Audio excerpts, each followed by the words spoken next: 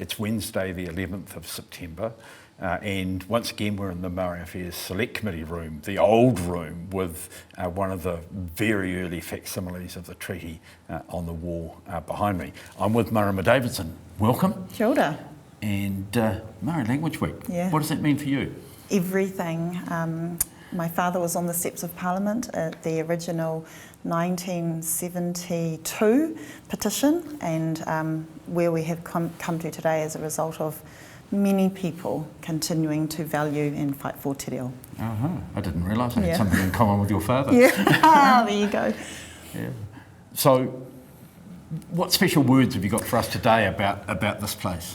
I loved seeing you in the house with new baby tutanekai in the recent weeks. You've often been in the house in the Speaker's chair. And for this, I brought the words matua keke. You say it? Matua keke. Matua keke is like uncle. The word keke actually means armpit. Right. And so it's like the matua who takes you under your wing. And I thought of a sentence for you, which is ko te mana whakawā, te tino matua keke, o te pāremata, which means the Speaker is the principal uncle of Parliament. I thought that was very fitting. Well, I think it's really nice. I like having lots of nieces and nephews around here, and lots of babies to cuddle. It makes the place for me seem much more human. And me too. And the beauty of the word matua keke, it allows us to learn about the importance of macrons. Mm-hmm. So we say keke instead of keke. Keke. Because keke is cake. Right. So it's important that we stress the long vowel for matua keke. In this particular case, armpit is much preferable to cake. Uncle cake could fit, but we're talking about a loving uncle. Yeah. That's great. Now, we better get on with today. We started with oral questions.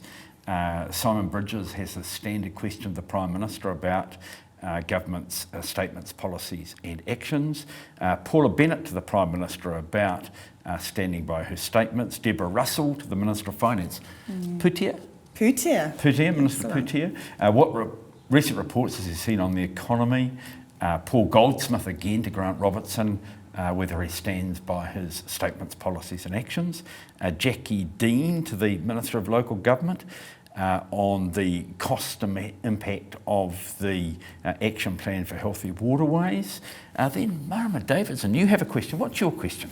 It's about te reo Māori to the, where are we? The Associate Minister of Education. Associate Minister of Education, looking at plans for te reo in schools. Right, and that's going to be interesting, because I think, I'll jump ahead, we'll come back to questions, but later on, Kelvin Davis is going to lead a debate, presumably mainly in the Maori language, with Maori MPs, and I'm certain that one of his focuses will be on the importance of the work that he wants to do in retaining the language, because that's a key challenge. We then go on to Andrew Bailey, to the Minister of Housing, about rent-to-own homes. Jan Tinetti to the Minister of Education about classrooms for population growth out in the regions. Jonathan Young to the Minister of Energy and Resources about the price of electricity. Shane Retty to the Minister of Arts, Culture and Heritage around cybersecurity.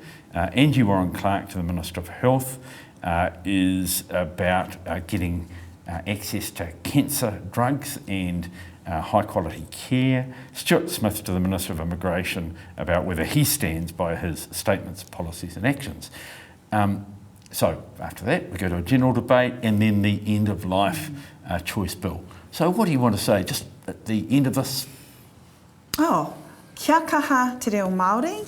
That is the theme of Te Wiki o Te Reo Māori, which is about strengthening our reo. Thank you very much. Kia ora.